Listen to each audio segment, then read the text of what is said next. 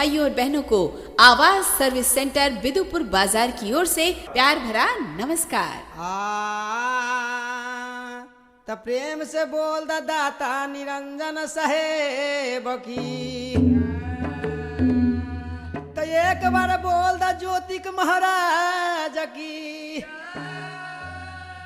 अरे प्रेम से बोले सुगानवा, तब बाबा कारिख महाराज की। अच्छा भैया, हम व्यास अरविंद कुमार, ग्राम शीतलपुर ककरहटा, थाना बिदुपुर, जिला वैशाली। हमारा साथ में मानर वादक छबीला मधरापुर, मनोज मधरापुर, जोड़ी वादक मदन बाबू बिदुपुर डी। हमारा साथ में छोट भाई रणधीर, बड़ भाई खिशोरी जी सहयोगी हैं। अच्छा, रिकॉर्डिंग मालिक राजू भाई दरियापुर पटना, कैसेट मालिक ललन भाई बिदुपुर बाजार।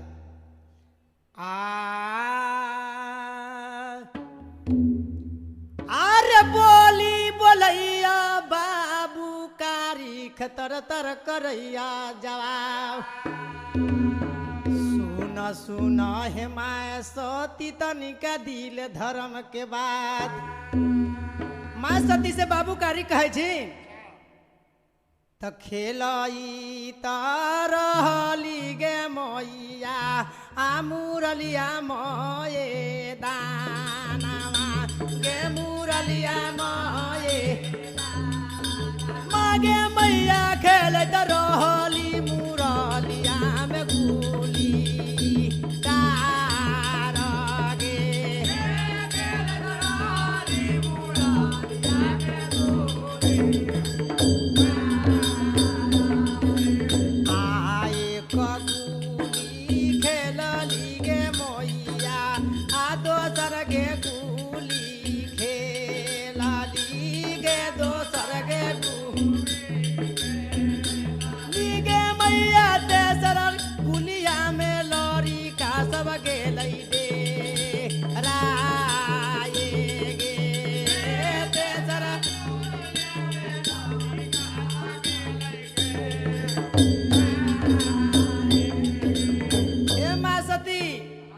पहला गुल्ली बिगली आई,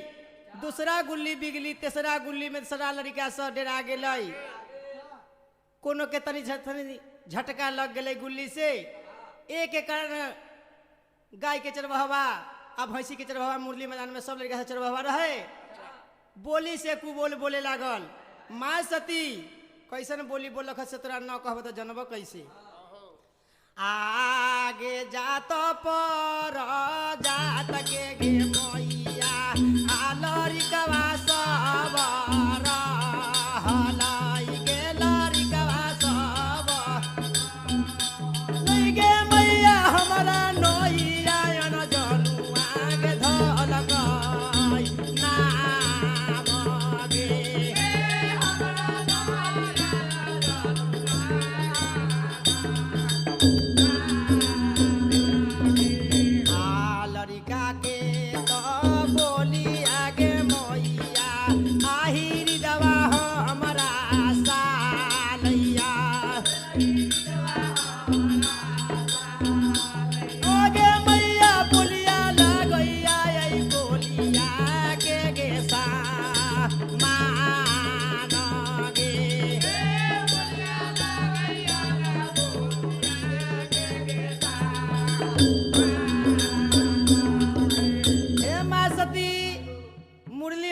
लड़का सजात प्रजात के लड़का हमरा ऐसा ठोना मारलक आ ताना मारैया बोल कुबोल बोलैया हमरा ओकर बोली गोली के समान लगैया।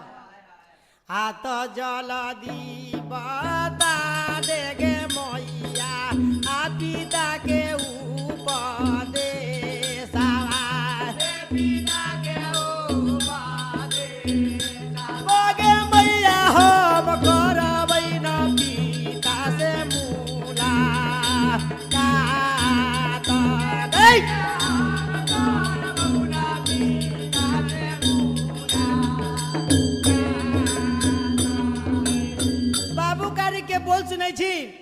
माँ सती तो चिंता करे लगे छी जे लड़का छोट लड़का एक बोल से ई कथी बोलैया तन्नी गो नदान है ये है या बाप के हाल पूछैया पिता के हाल पूछैया हम कैसे एकरा बताऊ की कहू एकरा जवाब दू तो माँ सती चिंता क की कहे छी अरे अब ही तू रहले रे बेटा आ भल लड़का रे अबो अरे बउआ कने दुश्मन उ कठिया देलकौ बे साह हो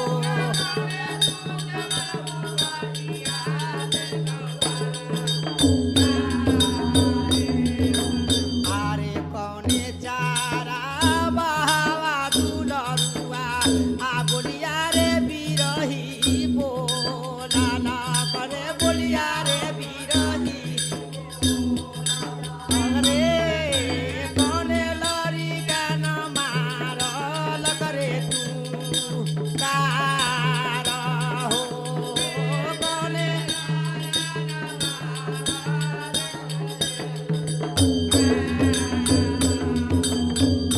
बउआ तोरा कौन लड़का ऐसन बोल बोलक तू कार मारलक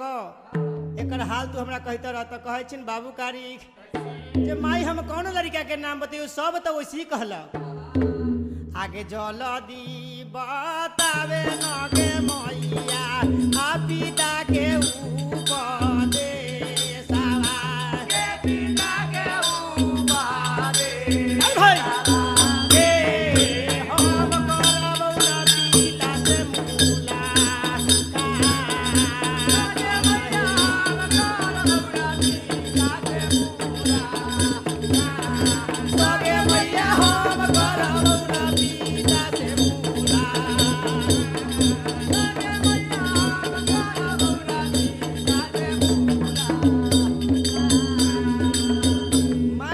बाबू गाड़ी कहे माँ सती हमरा पिता के उपदेश बता हम पिता के हम पता लगाएम जे कहाँ हकन तो कहे त जाले ला न बतएबे गे मैया पिता के उपदेशवा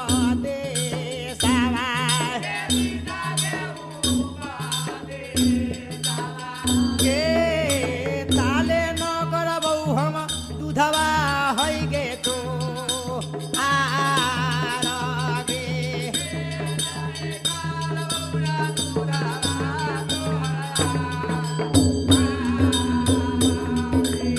बाबू कारी केतना बोल सुने छिन माँ सती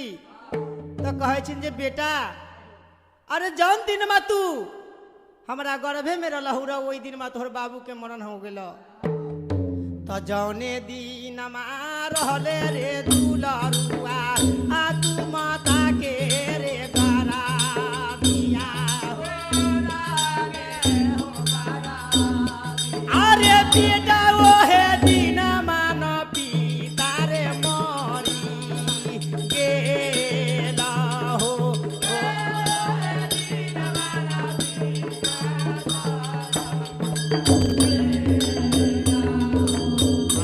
मरले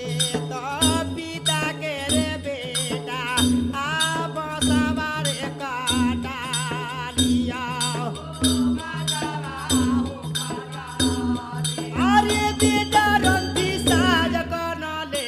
गेलिया ओ घाट धाना हो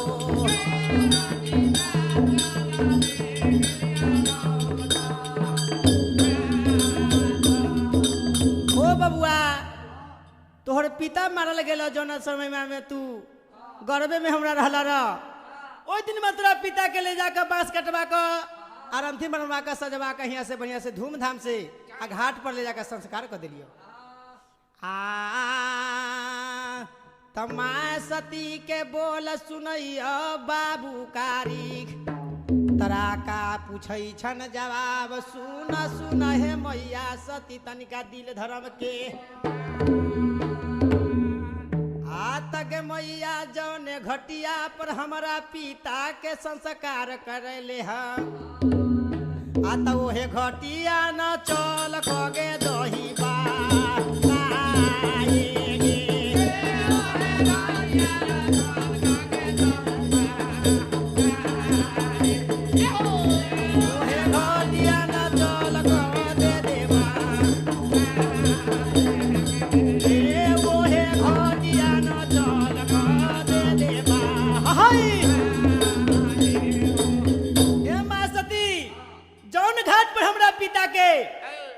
दाह संस्कार कैल जरैल अच्छा उ घाट हमरा चल के बता दो बता दो तो कहै छिन माँ सती आरे सावन भदौआ के रे बेटा आ उमरल रे रहल नदिया अरे बेटा घटिया दह गन गेलै रे भसी आए हो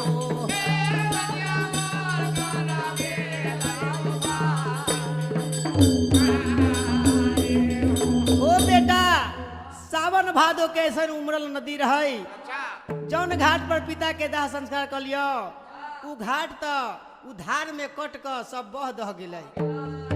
से अब उ घाट तोरा मिलता थोड़े थोड़ तो कहै छी त गे मैया जौने दुश्मन हमरा बतलकै है ओहे दुश्मन तोरा हम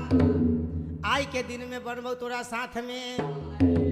जे माँ सती यदि कोई भी मरै छै अच्छा आ दाह संस्कार होइ छै तऽ उ लाश जहाँ जरै छै वहाँ जरूर सतनाम लिखाई छै आ तारा खसब कोइलावा गे मैया आ हडिया स दही गेलै आगे मैया राम नाम सत लिखल होतै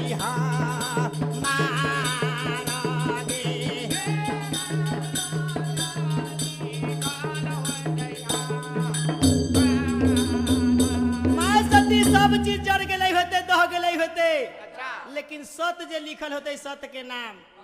उ न मिटलै होते न उधलै होते आ तोरा शंका लागल हौ त एक काम कर तू न बताई हे लेकिन एक काम कर चल दुनू माय बेटा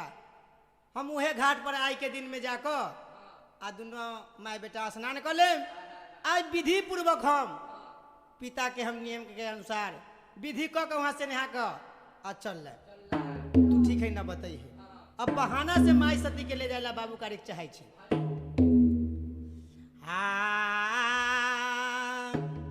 त बोली बोलैया बाबू कारिक तर तर करै छन जवाब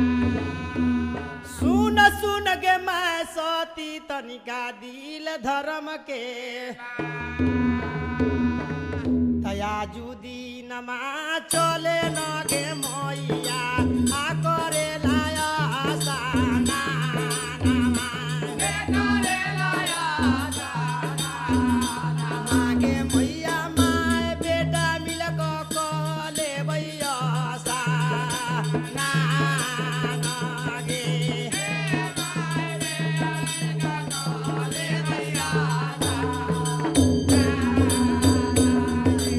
घटिया पर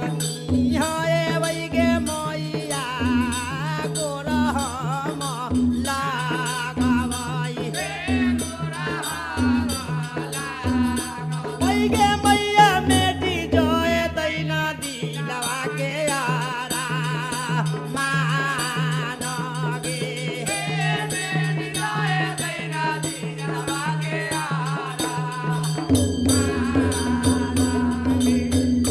बाबू कारी के माँ सती चल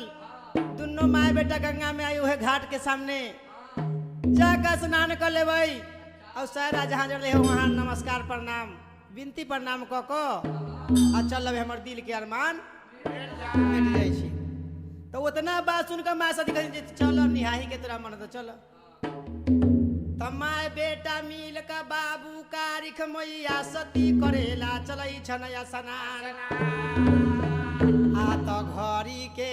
चलल मैया सती के पहर है पहरा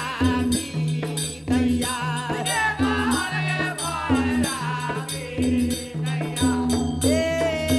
पलखे चुमैया ना घाटिया के की ना रहे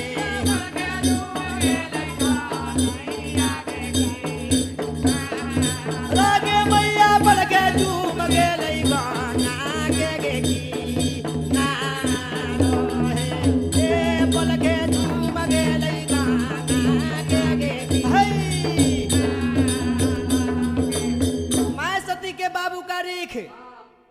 बहाना क ले जाई छिन जे चल माय बेटा दुनो निहाय चलो इतना कह के ले छिन गंगा के किनारे में ले जाकर माँ सती के बाबू कारी की कहै छी तो कर कर कर आई गे मैया आ गंगा में आसाना आगे मैया तब करबौ हम गंगा में आसाना लागे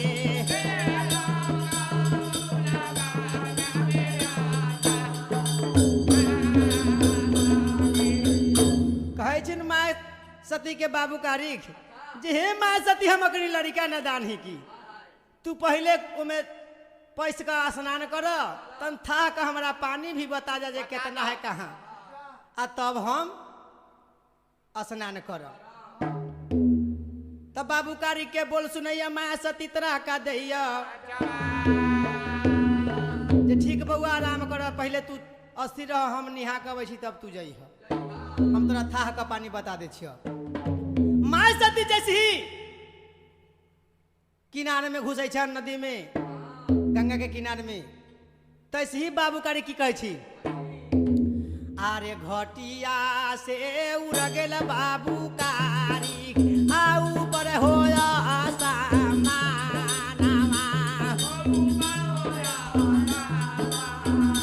मारे लड़का डूबी मारैया न गंगा के बीचे धार हो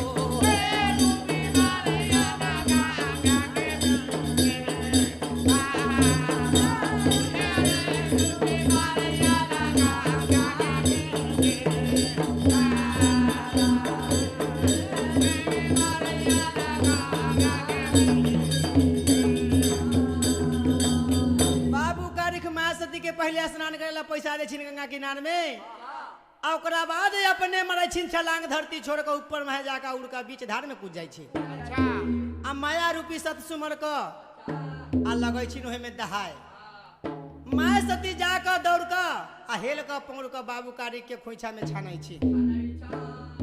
उनका मन में शंका होल जब लड़का हमर दहाय लगल डूबल जा रहल अच्छा लेकिन बीच धार में जाकर माँ सती जब बाबू कारी के जब छड़ै छिन अचरा में रखै छिन उस समय में बाबू कारी का मीठा मीठा बोल बोल का अच्छा माँ सती से करे छिन जवाब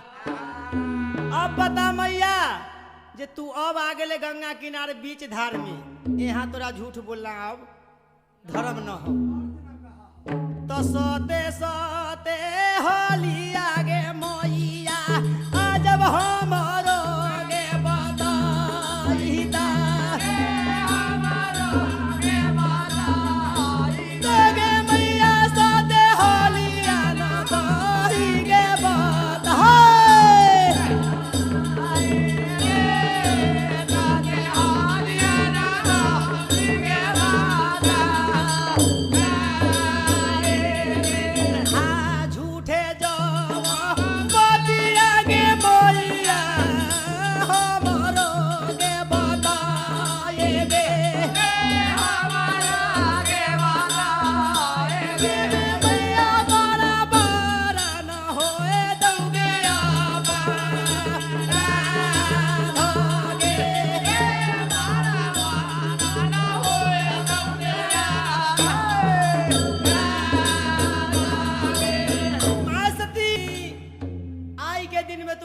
किनारे में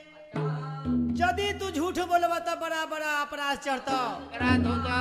आ न तो सत हाल हमरा आई गंगा के किनारे में तू बता दो बता जे कहाँ हमार पिता है पिता के उपदेश हम जरूर क लेबै त माँ सती झूठ बोले से बचै छन तो सत बात के गो बतबै छन अच्छा बहाना क त पिता के तो होलिया रे बेटा अब हमें नहीं जानैलो हमें नहीं जानैलो बेटा जाके पूछले सुरूज हो दीना नाथ से हो जागा पूछला जोरू जाओ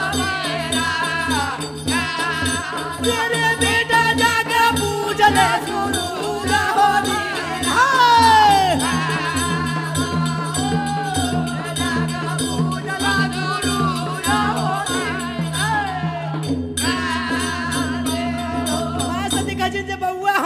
पिता के हाल न जन छियो जानी पिता के हाल है सूरज महाराज जनै छुन एगो उनके से जाकर पता लगाब तो गंगा तो निहा ग बाबू कारी आधा बोल रे चलल आवैया बेटा बोल हो जाला ला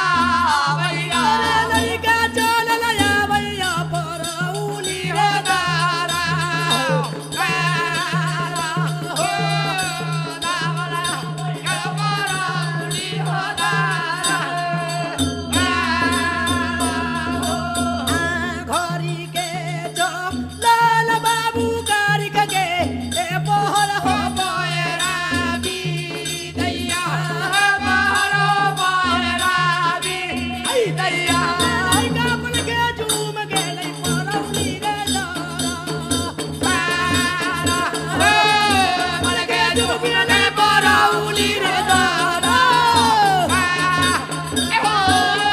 बोल के जुगने पराउली हो दारा बाबू कारी कुहा से माँ सती के बोल सुनकर घड़ी पलक में आकर राज परौली झूम जाइ छी आके यहाँ की करै छी हाँ तो रोये मोल के पीठ पर बाबू कारी अभेल न हो जासा बारहवा ओ बेलन होया जावा आला हो लड़का होइए गेलै ना पीठिया बड़े अबेलसा बारह हो मन कोइया हो बेलिया रे तो तोर छोराई घोड़ा दिगे रहे मोलऊ पर गया सामान आगे ऊपर गया जा माना गिरे मन बीजे बादल में मारोइया गे वो बेल में राना हे बीते बादल में राम मारई बेला अरे बउआ बाबू कारी के माले पीठ पर आकर सवार हो जाइ छी राज परौली में आ तर धरती ऊपर आसमान बाबू कारी के माल बछेरा के छोड़ा दे छी अब बीच बादल लगले मेरान मारैते कहाँ जाइ छी बउआ रैमल पहले सतयुग समैया में रहे जे जैसे पंछी के पाँख है वैसे रहत रहे अखनियो कोनो फोटो में कोई पिक्चर में देख सकलहु ह तहाँ तो घड़ी तो लख में आई गे रोये मोल ए घड़ी तो लग में आए राए मां चल लगे जावा जाई हो चल लगे रामा जाइया रे मल चल ल जाई हो सुरू जगे दारा हे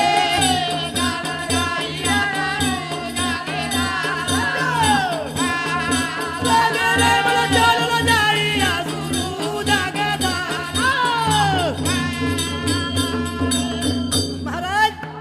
घड़ी पलख में रैमल बछेरा बाबू कारी के पीठी पर लदले अच्छा अचल जा रहल उड़ल मारैत में रायन सूरज दरबार तो कुछ दूर गेलै गे रोये मोर आ कुछ गे दूर बदलाई लाई के पूजा के दूरावा अदलाई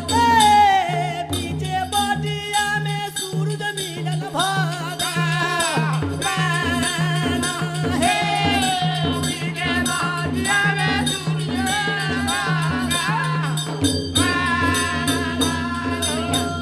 महाराज रैमल बछेरा बाबू कारी के ले सूरज दरबार में एकदम चलल जाइत रहती चढ़ जाइत रहथिन वही समय में सूर्य भगवान के जब ध्यान टूटैया तो मन में विचार करै छन जे बाप रे बा यदि ई सतयुग समैया में कारिख महाराज यदि पृथ्वी लोक से आ स्वर्लोक में यदि चूम जाए पहुंच जाए तो कल युग भट युग सब समय में हमरा सूर्य दरबार में कैसनो ऐसा गाढ़ विपद पड़ते हल्को कोई बात होते तो तुरंते आके यहाँ जुम जाए हंगामा मचा दे ये से सूर्य भगवान साधु भेष धक आ बीच बाट में आकर रोक ले छी ना पूछे छी हाँ तो बोल बोलिया तो बोलै सूरज जी भल जाई जान हो जावा बिया हो जाइया हो जावा बिया दैवा सुनले लोरी गारे बाजान रे हो रे लोर गारे बाजान रे हा कहाँ तो गरी गरी लोरी का हमारे दुआरिया रे गावा रे दुआरिया कहमा धोएले न रहिया रे बंदा राजा हो कहानो हे नरोनिया हो बाबा कहानो हे नरोनिया हो बाबा कारिक इतना बात सुन क आ कहै छी जे हो साधु बाबा तू यदि साधु न रहित र त तोरा हम शराप दे देतियो र जा कहाँ के जतरा बनैले हम जा रहली ह ए आ तू बीच राह में आके तू हमरा टोक देला जतरा टोक खराब देला। कर तो कहै छी साधु बाबा आ तो विपत के तो होलिया रे लौंडा आदम हमारो रे बताई दे रे हमारा रे बाबा आई रे लड़का हमरा कहि दे रे बाटिया में सम जाए हो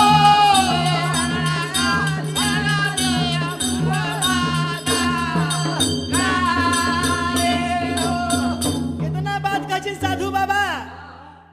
सूर्य भगवान साधु भेष में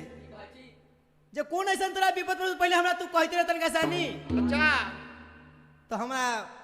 ओकर व्यवस्था सोचतियौ र अरे होय वाला होतौ तो कह देबौ न त न होतौ तो तोरा जाय देबौ जो जहां जाय के तहां तो कहै छी आ तो राज तो परौली में बाबा आई घरवा हो दुआरिया हो बाबा नैया बोलैया करी कहो राजा हो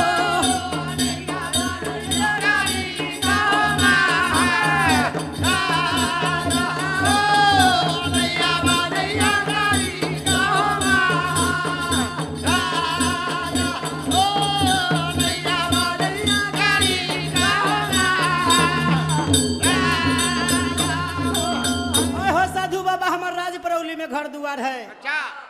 नाम हमर कारिक नंदलाल है हम बाबा सूर्य भगवान के दरबार में जा रहली ह पिता के पता टेखान पूछे के लिए जे हमर पिता कहाँ है तो कहै छी जे हो बउआ सूर्य भगवान के यहाँ कहाँ जाबा तोरा सूर्य भगवान दर्शन देथुन वहाँ जाबा तू जर का खा खो जाब से बता दे छियो एकर हाल तनी मनी हम ही जाने छियो ई तोरा हम बताई छियो अपन पतरा देख क तो कहै छी जे बताब हो बाबा सत हाल बताई ह आ यदि झूठ कहब त जनै छ जे हम की करबो से